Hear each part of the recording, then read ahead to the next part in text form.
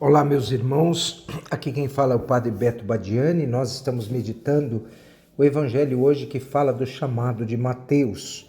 Hoje é dia de São Mateus, dia 21 de setembro. E nós lembramos que Mateus era um cobrador de impostos. E, além de ser um cobrador, o Evangelho também relata que Jesus vai na casa de Mateus e é questionado por comer com os pecadores. O nome Mateus, ele tem o significado de ser chamado de o dom de Deus. Mateus era um pecador público e Jesus o chama e diz: segue-me. Respondeu de prontidão Mateus ao convite de Jesus. E nós, ouvindo esse evangelho, nós lembramos que a palavra, o nome Mateus, é importante porque Mateus era um cristão de origem judaica, conhecedor do Antigo Testamento, e por isso ele escreveu o seu evangelho na língua grega por volta dos anos 80 a 85 depois de Cristo, em Antioquia, onde no início do cristianismo os cristãos passam a ser chamados cristãos pela primeira vez. Cristãos convertidos, João e Mateus escreve o evangelho para os cristãos convertidos que vieram do judaísmo, né? E aí nós lembramos, meus irmãos, que o nome e o chamado de Mateus tem um significado profundo na vida da igreja. Quando Jesus diz: eu não vim para chamar os bons, mas para os pecadores, nós devemos pensar que Deus vem nos ensinar que nós não devemos ter medo de revelar a Deus os nossos pecados, para que Ele os transforme. Lembremos que Jesus diz para nós: eu quero a misericórdia e não o sacrifício. Segue-me. Essa foi a frase que foi dita para Mateus. Então, seguir é ser discípulo. Ser discípulo é ser imitador de Deus. Seguir é viver a sua vida em nós. E foi isso que Mateus passou a viver durante todo o tempo da sua vida. Hoje, essa palavra vem tocar profundamente o nosso coração. Se Jesus diz: eu não vim para os bons, mas para os pecadores, nós podemos pensar que Deus também não quer a misericórdia e não o sacrifício.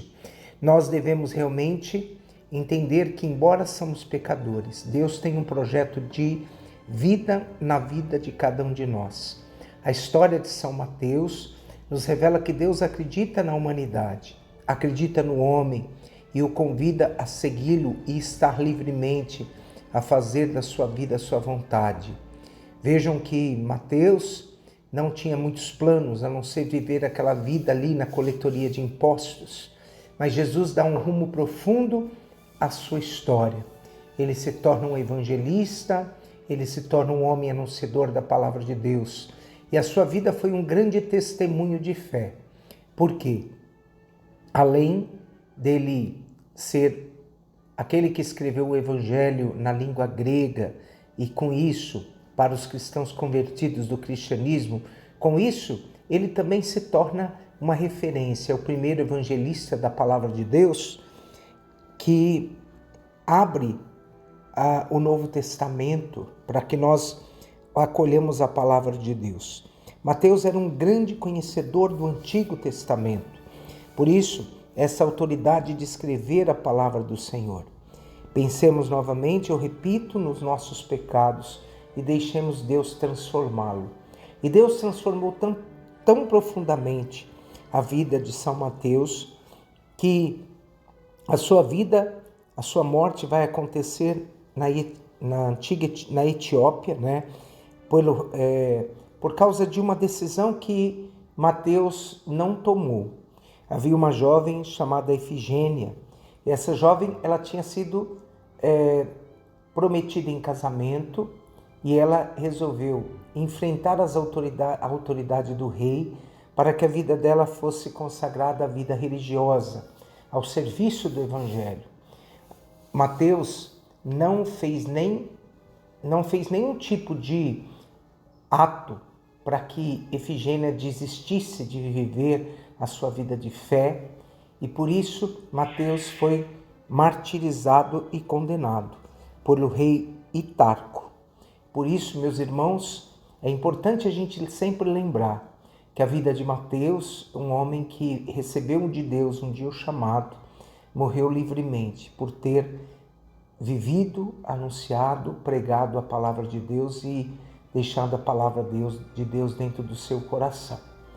Que São Mateus interceda por nós diante dos nossos pecados e diante do chamado que Deus faz a cada um de nós. Abençoe-vos o Deus Todo-Poderoso, o Pai, o Filho e o Espírito Santo. Amém.